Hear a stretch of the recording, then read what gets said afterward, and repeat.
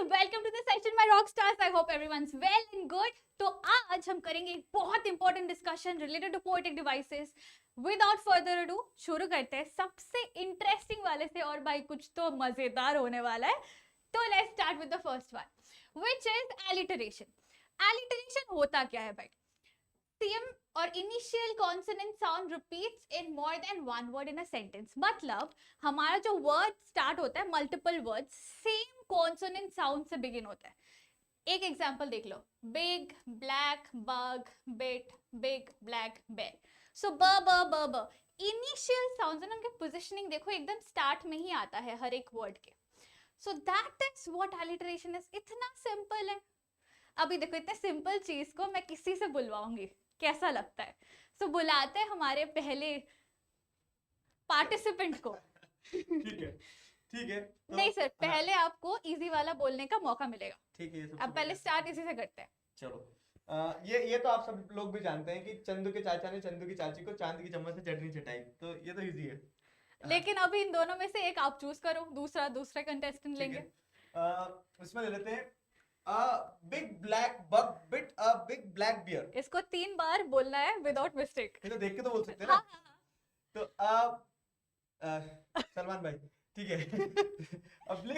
A big black bug bit a big black bear. A big black bug bit a big black bear. A big तो easy है, वैसे easy है। Alteration में क्या है, तुम्हें बार बार रिपीट ही करना है एक चीज को। तो मेरे हिसाब से मैंने कर लिया था 2 बार। दो बार नहीं, तालियां तो बननी चाहिए। ठीक है। Thank you sir. अब लाते हैं दूसरे कंटेस्टेंट को, आइए। ये हमारे सर इंट्रो। नहीं, आप डायरेक्ट सवाल पूछो, मैं तो डायरेक्ट। ये भी आपको भी ये पहले बोलने का मौका मिलेगा। चंदू के चाचा ने चंदू की चाची को चांदी रात में चम्मच से चटनी चटाई। बीच का कहा गया। वो रात को हो गई इनकी। ठीक है। अभी आपका ये है। ये सी शेल्स ऑन द सी शोर। सी सेल्स, ये वाला सर सी नहीं और शी है, ये सेल है। सलमान भाई ने आपको लिख दिया यार। A big black bug bit a big black bear. तुमने यार देख के नहीं पढ़ पा रहे। आ जाओ क्या मैं अपनी पे? बस आप बढ़ो। तो ये था हमारा एलिटरेशन, जो कि है बहुत इजी, बट समझना होता है बस, दैट्स इट। ठीक है, एक बार रिपीट कर देती हूँ। Same initial consonant sound repeats at the beginning of the words. Initially जैसे कि यहाँ पे भी आ गया एस एस एस एस, तो श साउंड रिपीट हो रहा है। That's what alliteration is. बढ़ते हैं नेक्स्ट वाले की तरफ, which is rhyme scheme. Rhyme scheme क्या होता है? बहुत इजी है। गाना नहीं गाते हो, उसमें एक ट्यून आता है, रिदम आता है, जिससे you start grooving on it. That is what rhyme scheme है, कुछ अलग नहीं है। देखो, राइम स्कीम से क्या होता है, एक पोम में रिदम लाया जाता है।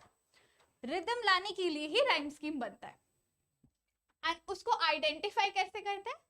Last words of each line. हर एक लाइन के जो लास्ट शब्द होते हैं उनको लेके हम आइडेंटिफाई करते हैं कि राइम स्कीम क्या है, पोम का है भी कि नहीं है भाई।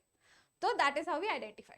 नेक्स्ट, ये जो आइडेंटिफाई कर रहे हैं हम, उसको नाम तो देना पड़ेगा। नामकरण तो हर किसी का होता है, इनका भी होगा। नाम देते हैं अल्फाबेट से, ABCD Z तक। Done deliberately by the poet to establish rhythm. Poet ना जानबूझ के कुछ कुछ वर्ड्स को भी अलग स्पेलिंग कर देना या कुछ भी कर देता है, सो दैट वो एक रिदम एस्टैब्लिश हो पोम में और वो सुनने में प्लीजिंग लगे, रिदमिक लगे। ठीक है, यही है हमारा राइम स्कीम। एक इंपॉर्टेंट क्वेश्चन कि मैम अगर पोम में रिदम है ही नहीं, राइम स्कीम ही नहीं है, तो उसको क्या बुलाते हैं? अगर पोम में रिदम नहीं है तो हम उसे कहते हैं फ्री वर्स। अगर पोम में रिदम नहीं है तो उसे हम कहते हैं फ्री वर्स। ठीक है, अब राइम स्कीम को एक आइडेंटिफाई करते हैं। क्या बोला है? आइडेंटिफाई करने के लिए लास्ट वर्ड्स लेने हैं। तो ये हो गए हमारे 4 लास्ट वर्ड्स। अब नाम कैसे करना होता है? अल्फाबेट से। और हमें सुनना है कौन सा वर्ड एक दूसरे वर्ड से साउंड सिमिलर होता है। जैसे कि bake cake, bake cake similar sounding, तो दोनों का नाम हो गया A. Bubble trouble, bubble trouble similar again, तो दूसरा नया नाम, बिकॉज बेक वाला साउंड को एक नाम मिल गया है, अभी नया साउंड है तो नया नाम बी, और बबल के साथ ट्रबल साउंड सेम तो सेम नाम होगा बी। दस the rhyme scheme of these 4 lines को क्या हम बोलेंगे, ए बी बी। ये हो गया हमारा राइम स्कीम इन चारों लाइन का। समझ गए? क्लियर? Crystal clear? ग्रेट। चलते हैं नेक्स्ट वाले पे, जो है अपना सिमिली। कितना प्यारा है देखो ये फोटो, एडिट्स पे हम वो ने कंजूसी नहीं करते। तो सिमिली क्या होता है?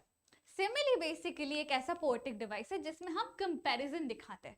अभी ये और नेक्स्ट वाला हम ऐसा पोएटिक डिवाइस करेंगे जिसमें कंपैरिजन होगा।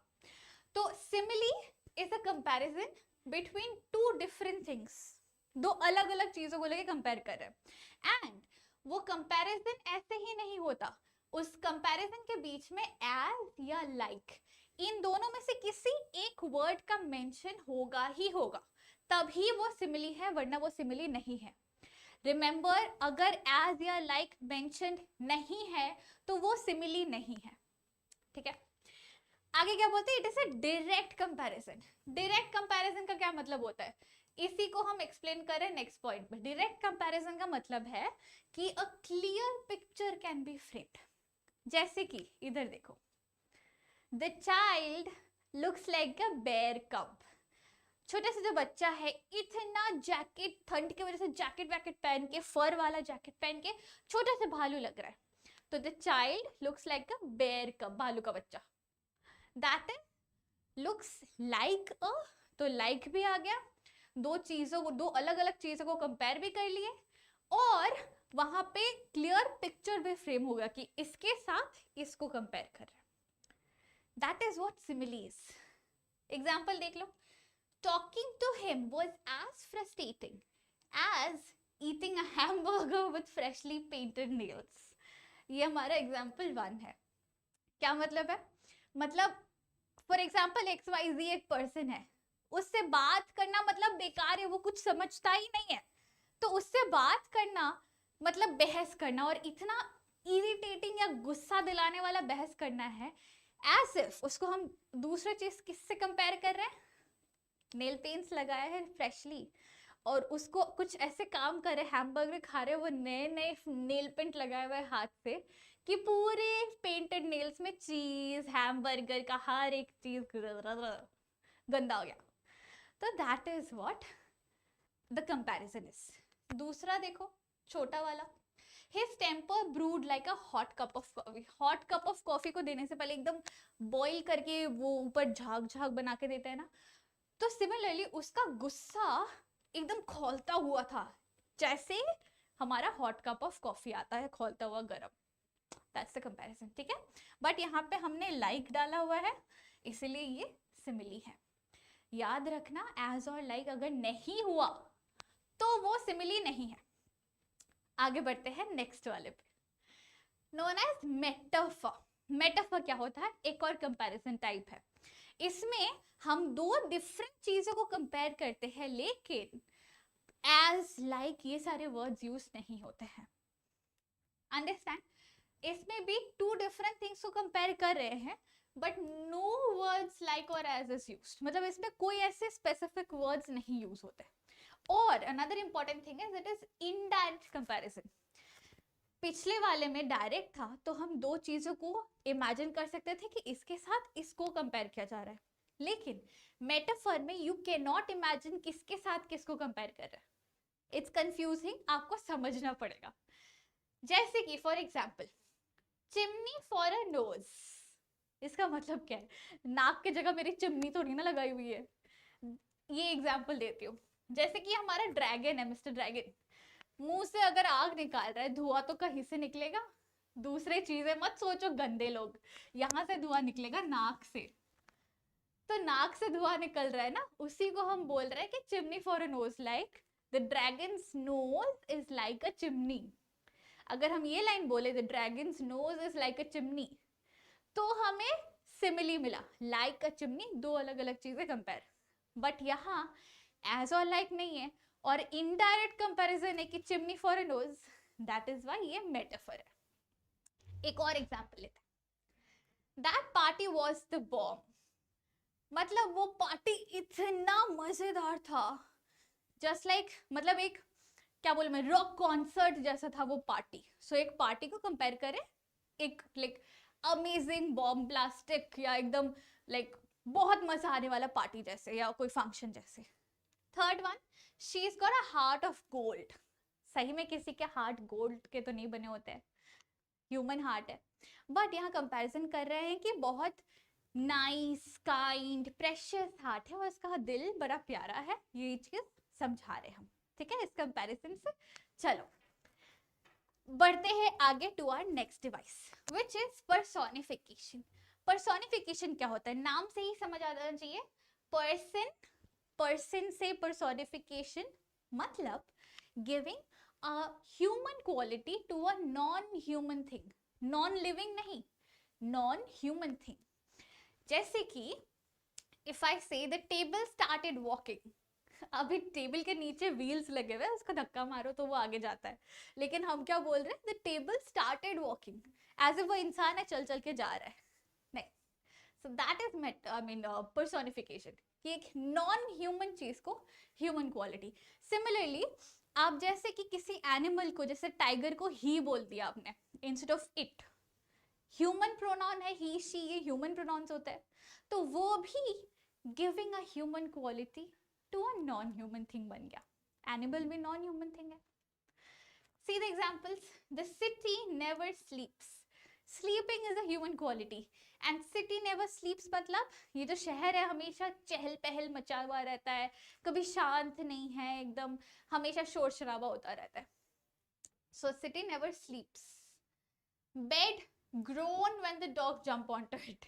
मतलब डॉगी ने इतना जोर से जंप लगाया बेड पे चढ़ने के लिए कि ऐसा बेड को चोट लगा, आया ऐसा kind of.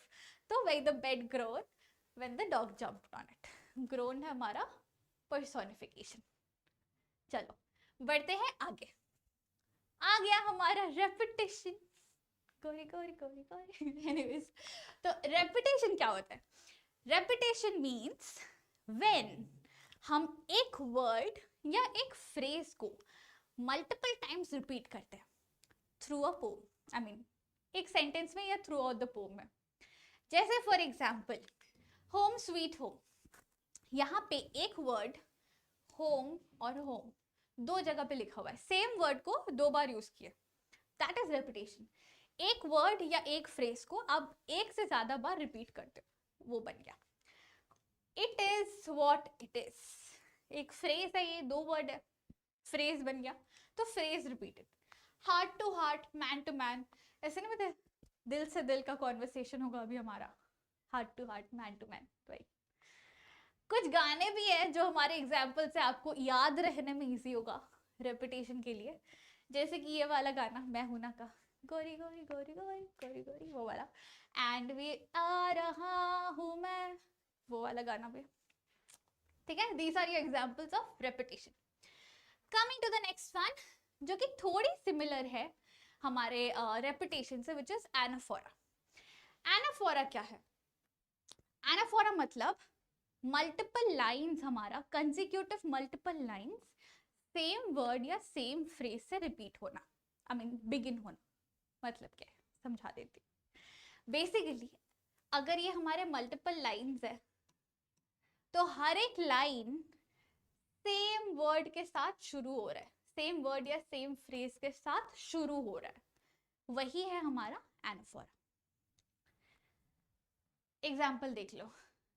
Every breath you take, every move you make, every bond you break. So हर एक लाइन every से स्टार्ट हो रहा है. एक और वो नर्सरी पोम है ना, if you're happy and you know it, clap your hands. So हर एक line if you're happy and you know it, if you're happy and you know it, ऐसे चलता है. That is also another example of anaphora. ये तो है ही classic example. ओ एक और गाना भी है, तुम ही तुम ही तुम ही, ओ तुम ही दिन चढ़े तुम ही दिन ढले. दैट सॉन्ग मैं गाऊंगी नहीं, I am a very bad singer. चलो आगे बढ़ते हैं to our next poetic device which is refrain. ये भी एक टाइप ऑफ रेपिटेशन है। अभी रेपिटेशन, एनाफोरा, रिफ्रेन, ये सारे कैटेगरीज ऑफ रेपिटेशन है, ठीक है, समझ के करो। रिफ्रेन क्या होता है? Repetition of a line or more than one line, and the repetition is seen usually at the end of stanza or at regular intervals in a poem. मतलब क्या है मैम? फिर डाउट आया मैम, डाउट। रेपिटेशन और refrain में difference क्या है? Doubt आया, क्या डिफरेंस है मैम? बताती हूँ ना, चल। सो बेसिकली रिफ्रेन का क्या होता है? एक लाइन या तो मल्टीपल टाइम्स रिपीट हो रहा है एक ही लाइक ऑल्टरनेटिव स्टांजास में, या तो एक लाइन के बाद एक मतलब स्पेसिफिक पैटर्न में एक सेम लाइन रिपीट हो रहा है, दैट इज रिफ्रेन। नहीं तो एक लाइन को हर एक स्टांजा के एंड पे रिपीट कर रहे हैं। समझ लो, फॉर एग्जाम्पल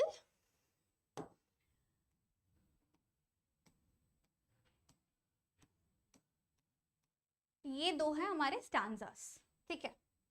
अब रिफ्रेन में क्या होगा? दो ऑप्शंस है हमारे, एक लास्ट लाइंस रिपीट होंगे, दोनों स्टांजा के या मल्टीपल स्टांजास के लास्ट लाइन सेम है, वो बन गया रिफ्रेन। नहीं तो और एक क्या हो सकता है? एक बार यहाँ आया, फिर एक लाइन गैप यहाँ आया, फिर एक लाइन गैप यहाँ आया, फिर एक लाइन गैप, हर एक लाइन गैप कर करके सेम लाइन रिपीट हो रहा है, रेगुलर इंटरवल में आ रहा है। ये दोनों पॉसिबिलिटी है रिफ्रेन का, जहां एक लाइन रिपीट होता है, एक वर्ड नहीं, एक लाइन पूरा रिपीट होता है, दैट इज रिफ्रेन, ठीक है। एग्जांपल्स देख ले। Water hollows stone, wind scatters water, stone stops wind, water wins stone. Again, wind carves stone, stone's cup of water, water escapes and is wind. एक second, stone, wind, water. So ये जो line है इधर भी same line है, so repeating the same line at the end of multiple stanzas is your refrain इस poem के लिए, ठीक है। यहाँ पे भी एक ऑप्शन है, I am with you in Rockland where you're madder than I am, I am with you in Rocklin where you must feel very strange. I am with you in Rocklin. So I am with you in Rocklin जो line है, इसको हम multiple times regular pattern में repeat कर रहे हैं, हर alternative lines में आ रहा है। ये भी एक एग्जांपल है रिफ्रेन का। To clarify once more, repetition क्या होता है? एक वर्ड या दो तीन वर्ड का एक फ्रेज अलग अलग जगहों में पूरे पोम में रिपीट होता है। डायग्राम से समझाऊं अगर, रेपिटेशन क्या होता है? एक वर्ड कभी यहाँ कभी यहाँ कभी यहाँ अलग अलग जगह में रिपीट होता है। रिफ्रेन क्या होता है? एक लाइन, पूरा एक लाइन रिपीट होता है, या तो हर एक स्टांजा के एंड में, नहीं तो हर एक ऑल्टरनेटिव स्टांजास में, हर एक ऑल्टरनेटिव लाइंस में, इन अ रेगुलर पैटर्न। ये है हमारा डिफरेंस। क्लियर? All good? अच्छे बच्चे, चलो आगे बढ़ते हैं to another type of repetition, जो कि अब साउंड पे डिपेंड करता है। इतने देर हम वर्ड, लाइन, फ्रेज को ले रहे थे, अभी साउंड पे आएगा। Consonants is you are repeating the same consonant sound in more than one word in a sentence. Consonant क्या है? A E I O U vowel है, वावल्स को हटा दो, बाकी सारे कॉन्सोनेंट्स हैं।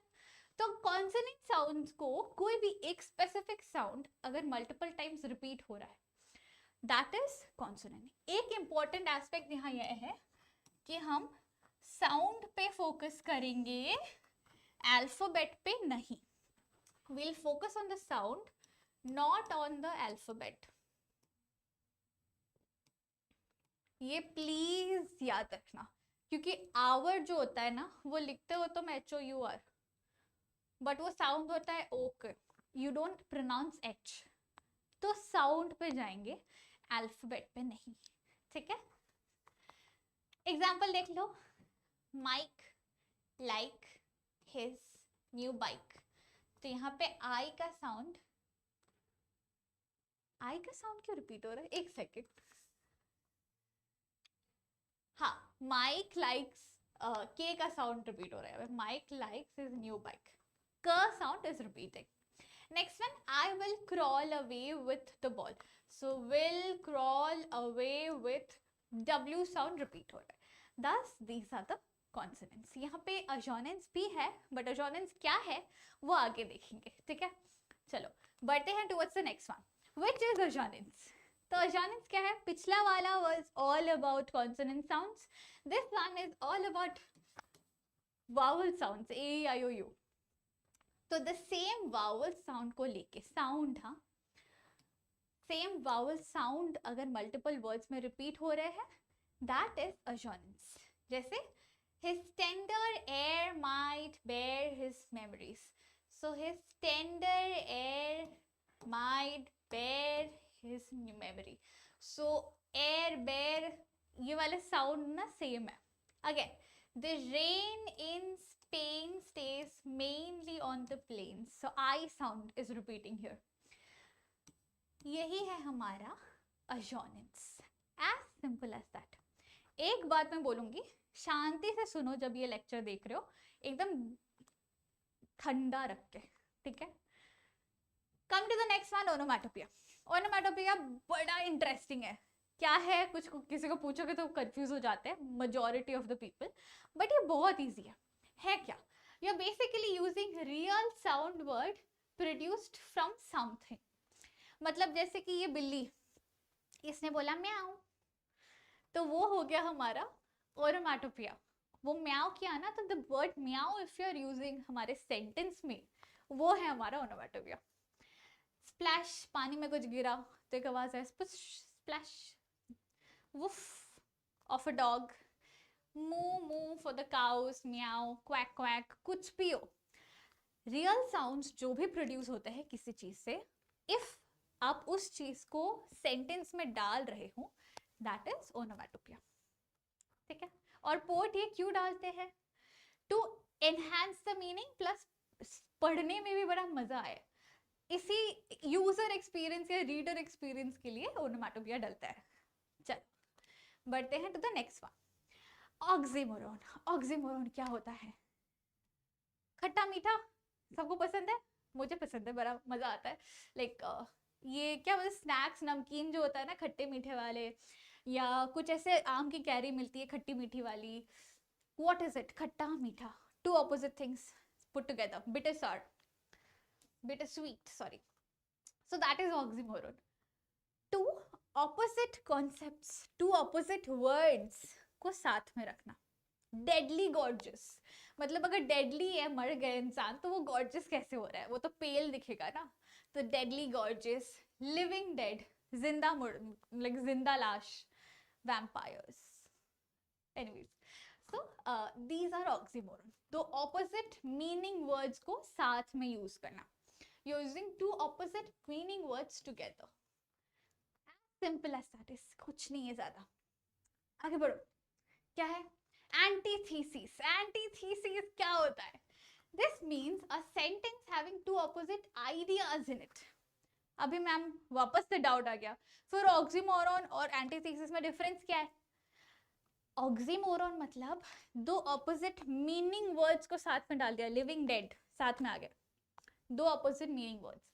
एंटीथीसिस का मतलब है two opposite concepts, meaning word नहीं, दो अलग अलग कॉन्सेप्ट्स को एक सेंटेंस में प्लेस करना. जैसे कि फायर एंड आइस. ऐसा नहीं कि साइड बाय साइड हम फायर आइस नहीं लिखे हैं. We are not writing fire ice like this, fire and ice लिखे हैं. तो we are not putting two opposite words together, we are using two opposite concepts एक सेंटेंस में साथ में. It was the best of times, it was the worst of time. तो दो opposite concepts को हम एक सेंटेंस में साथ में लिख रहे हैं.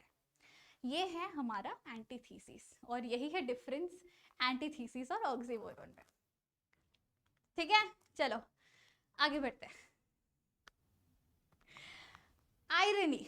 आयरनी मतलब क्या है? हम बड़ा सरकाज़म नहीं करते लाइफ में, किसी ने कुछ बोल दिया सरकास्टिक कमेंट पास कर देते हैं, वही को उसी चीज को आप आयरनी भी बोल सकते हो पोम में. आयरनी का मतलब है हम जो बोल रहे हैं और हम जो मीन कर रहे हैं दोनों अलग होता है।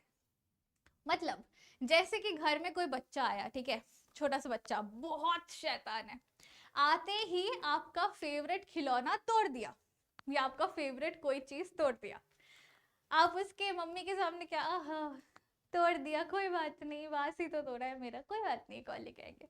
अंदर ही अंदर आप ये मेरा वास तोड़ दिया, बदमाश बच्चा कहीं का। That is irony. आप बोल कुछ रहे हो, मीन कुछ और कर रहे हो। एग्जाम्पल देख लो, name of India's biggest dog is tiny. सबसे biggest dog in the world का नाम है tiny. Butter is as soft as a marble piece. मतलब सोचो, जो बटर है वो एक्चुअली बहुत सॉफ्ट होता है खाने के लिए, राइट, बट ये इतना सॉफ्ट है कि मार्बल पीस जैसा किसी के सिर में पटको तो उसको चोट लगे। मतलब समझो इतना हार्ड है, यही बोलना चाह रहे हैं। So marble as soft as a marble piece, मतलब butter as soft as a marble piece, मतलब बटर इतना हार्ड है कि वो मार्बल जैसा फील हो रहा है, इतना strong and hard. That's it about irony. Next वाले पे आते हैं, अल्यूजन। अल्यूजन क्या है, बड़ी प्यारी सी पोएटिक डिवाइस है ये। क्या है? It is the indirect reference to a person, place, animal और थिंग। मुझे नहीं पता how many of you have played this game, but मैं अपने बचपन में तो काफी खेलती थी वो नेम प्लेस एनिमल थिंग वाला गेम। एक अल्फाबेट ले लिया किसी ने, उसी से नाम प्लेस एनिमल थिंग लिखो, जिसने पहले बोल दिया, और अगर मैच नहीं किया तो हाईएस्ट पॉइंट। पता नहीं कितने लोगों ने खेला है, बट सिमिलर टू दैट है ये। क्या है? अल्यूजन मतलब पास्ट के कोई भी वेल नोन कैरेक्टर या वेल नोन प्लेस या वेल नोन थिंग को लेके अगर हम पोम में मेंशन कर रहे हैं। जैसे Rose is a real Einstein, so Einstein is a past character, is not living anymore. उनको हम एज अ रेफरेंस यूज कर रहे हैं, रोज कितने इंटेलिजेंट है वो दिखाने के लिए। सो वो बन गया हमारा allusion, indirect reference to a figure in the past. Similarly you have Rapunzel hair, Rapunzel के बाल बहुत लंबे थे ना, दैट इज द रेफरेंस कि इसके बाल भी बहुत लंबे हैं रपंजल जैसे। तो रपंजल है हमारा पास्ट फिगर का रेफरेंस। Good to go. चलो नेक्स्ट वन, इमेजरी। इमेजरी क्या होता है? बहुत इजी है। ये जो हमारा पिक्चर दिख रहा है, कोई भी हमारे 5 सेंसेस को लेके, कोई भी एक किसी एक को लेकर आप इमेजिन कर रहे हो पोर्ट ने लिखा क्या है। फॉर एग्जाम्पल आप विजुअलाइज कर रहे हो आई साइट के सेंस को लेके कि पोर्ट ने लिखा है ऐसे पहाड़ है, ऐसे पानी नदी बह रही है, वगैरह वगैरह। उन्होंने कुछ ऐसा लिखा पोम में कि शी स्मेल्स लाइक रोजेस। तो आपको इमेजिन क्या होगा अपने स्मेल सेंस से कि अच्छा रोज तो मैंने स्मेल किया हुआ है, मतलब उसका परफ्यूम रोज वाला फील होता है। तो आपको अपने सेंसेस से यू कैन रिलेट या इमेजिन कि बोला क्या जा रहा है। That is exactly what imagery is. See the example, she smells like a garden of roses. Blanket is as soft as rabbit fur. तो रैबिट के फर या बॉडी बहुत सॉफ्ट होते हैं, तो उनका जो ब्लैंकेट उन्होंने लिया है, फॉर एग्जाम्पल परचेज किया है, वो भी उतना ही सॉफ्ट है रैबिट के बॉडी जैसा। How can you imagine this? Using your touch sense. Softness तो टच से ही फील होगा ना। Similarly, as they sat on the soft, sugary sand beach waiting for the sunset, the sinking sun shimmered on the water as the blue sky transformed into various shades of purple and pink. ये पूरा जो है ना third example, ये हमारा vision का है। The third one entirely, अगर आप सोचो इसको, आप विजुअलाइज कर सकते हो कि आप बीच में बैठे हो, सनसेट का पिक्चर है सामने, यू आर विजुअलाइजिंग इट, पूरा इस वर्ड बाय वर्ड पढ़ के आप इमेजिन कर सकते हो। That is all about imagery. इतना ही सिंपल होता है पोएटिक डिवाइसेस, बेकार में हाइप बना के रखे हो। Next one is hyperbole. Very interesting. क्या है? It deals with exaggeration and extreme exaggeration of something to bring emphasis to it. मतलब किसी को ऐसे हंसते हुए देखा कि पूरा घर हिलने लगे? नहीं ना। एक पोम है हमारा अमेंडा, उसमें ऐसा दिखाता है कि अमेंडा नहीं sorry, custard the tale of dragon, उसमें जो लड़की है वो इतने जोर से हंसती है कि पूरा घर हिलने लगता है। सो that is the reference of hyperbole. Hyperbole ये होता है किसी चीज को इतना बढ़ा चढ़ा के बोलना कि वो अनरियलिस्टिक लगे कि भाई ये तो फेक रहा है. She laughed so loud that the house started shaking. This is the worst biryani in the whole world. मतलब इतना exaggerate करके बोल दिया. पूरे दुनिया में घूम के थोड़ी ना बिरयानी खाई हुई है. जितना अपने जगह में रह के अपने सिटी में रह के खाया है उसी के एक्सपीरियंस से बोल रहे हैं कि बहुत गंदा है. लेकिन ऐसे बोल रहे हैं जैसे पूरे दुनिया घूम के बिरयानी खा कर आए. So that is hyperbole. Exaggerate करना जैसे कि unreal लगे. आगे बढ़ते हैं. Next one is apostrophe. Apostrophe क्या होता है? Apostrophe means the poet addresses to an absent figure. That is, the speaker talks to a person who is not present or not present, not absent, nahi, who is not present in the scene. Who is not present in the scene. Basically, कोई अगर ऐसा figure है हमारे pome में जिसे हम जानते ही नहीं है एज अ कैरेक्टर, सिर्फ पोएट किसी से बात कर रहे हैं इतना पता है, तो दैट इज हमारा एपोस्ट्रोफ. अननोन पर्सन का प्रेजेंट होना इन द पोम. मतलब पोएट किसी से बात तो कर रहे हैं लेकिन किससे कर रहे हैं, वो एब्सेंट है, वो एक साइलेंट व्यूअर है, ऑडियंस है, किसी से तो बात कर रहा है ना poet. That is apostrophe. See the example, जो हमारा स्टोरी है रोमियो जूलियट, वहां पे जब जूलियट रोती है, रोमियो ओ रोमियो ऐसे करके चिल्लाती है ना, जैसे रोमियो सामने खड़ा हो नहीं थी. मतलब जूलियट अपना छत पे बालकनी में ऐसे चिल्लाई जा रही है, रोमियो कहाँ हो रोमियो वगैरह वगैरह, एंड रोमियो होता नहीं है, तो वही एब्सेंट पर्सन के साथ वो बात कर रही है. That is an example. चलो बढ़ते हैं नेक्स्ट वन, विच इज सिनेक्डो. सिनेक्डो का मतलब होता है uses a part of something to refer to the whole thing. सिनेक्डो मतलब कोई एक कंप्लीट चीज है, उसके कोई एक पार्ट को लेके उस चीज को रेफर कर रहा है. जैसे for example, he got some new wheels. एक पूरी गाड़ी है, मस्त गड्डी खरीदे हमने, बट इंस्टेड ऑफ सेइंग कि हमने एक नया गाड़ी लिया है, नया कार खरीदा है, मैंने ऐसे बोला she's got some new wheels. मतलब उसने एक नई कार खरीदी है. एक और example, she knows to play the strings well. यहाँ पे strings is referring to guitar. That is all about it. इतना ही इजी होता है. हम हाइप अप कर देते हैं इतना कि पोएटिक डिवाइसेस नहीं आता मैम, इतना हार्ड होता है. सिंबॉलिज्म. सिंबॉलिज्म क्या होता है? This means when you are bringing one thing, और उस एक चीज को लेके आप एक सेट ऑफ आइडिया रिप्रेजेंट कर रहे हो. मतलब जैसे मैंने बोला द कलर व्हाइट, उससे क्या रिप्रेजेंट होता है?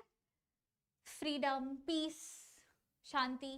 The colour red, bringing danger या love. The colour black, evilish कुछ. तो दैट इज व्हाट, हम सामने एक कलर रख रहे हैं बट उसके पीछे एक सेट ऑफ आइडिया है. That is symbolism. ऐसे एग्जाम्पल देख लो, और डव टू रिप्रेजेंट पीस और innocence.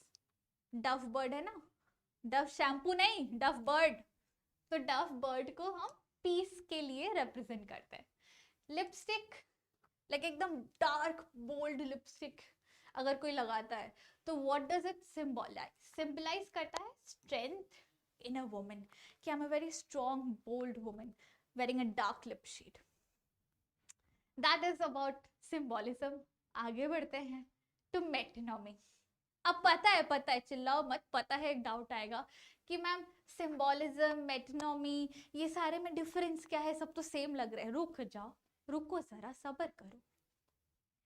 Metonymy means this device is used to talk about a closely related term to refer to another object or concept. मतलब इसमें हम ऐसा नहीं करते कि कोई एक दूसरा सामान लाके उसके पीछे एक सेट ऑफ आइडिया, ऐसा नहीं है सिंबॉलिज्म जैसा. इसमें क्या होता है, एक सिमिलर टर्म को दिखा के हम एक चीज को रिप्रेजेंट कर रहे हैं. सुनने में सेम लग रहा है बट एग्जाम्पल देखो. Give me a hand. हाथ दो जरा, हेल्प करो, मुझे उठना है. तो इंस्टेड ऑफ सेइंग मुझे हेल्प करो उठना है, I am just saying give me a hand. which is to help somebody. Yeah, a pen is mightier than sword. इसका क्या मतलब है कि तलवार से ज्यादा तुम कुछ लिखोगे तो वो ज्यादा लोगों के पास पहुंचेगा, वो ज्यादा इम्पैक्टफुल होगा. कुछ लिखना, पब्लिश करो लिख के, वो ज्यादा माइटियर या मोर एम्फोसाइज्ड काम होता है. That is मेटोनॉमी.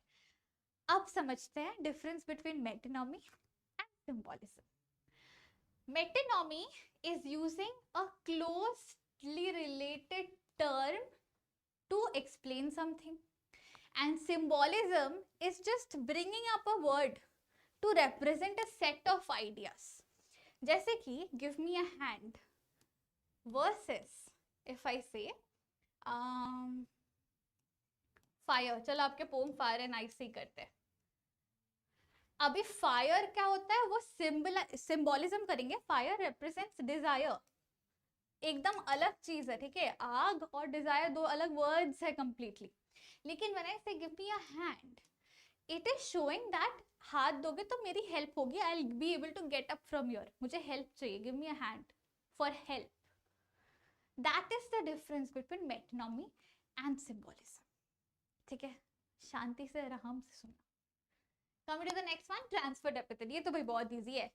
इसका मतलब ये है कि किसी एक नाउन को अगर आप एक एडजेक्टिव देके उसका मीनिंग और एम्फसाइज और एनहांस कर रहे हो, दैट इज ट्रांसफर एपिथेट. जैसे कि ये बस, अगर मैंने बोला आई गो टू स्कूल बाय बस, मतलब कोई भी इंसान इमेजिन कर लेगा कि अच्छा एक बस से जाते हैं.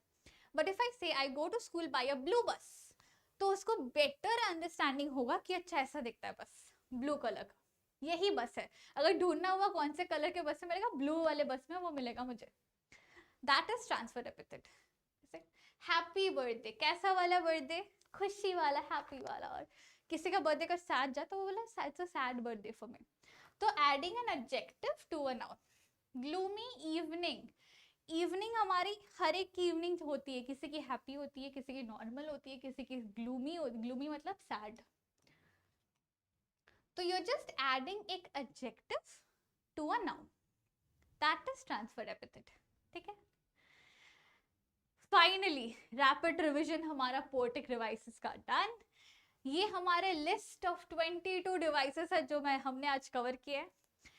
अच्छे से जरूरत हो वापस से प्ले करना, वापस से देखना video, understand the concepts clearly. बहुत इजी है, कुछ डिफिकल्ट नहीं है. मैंने और सिंप्लीफाई करने के लिए ये पोम ये डिवाइसेस एक साथ ही 22 को साथ में डाला रैपिड रिविजन.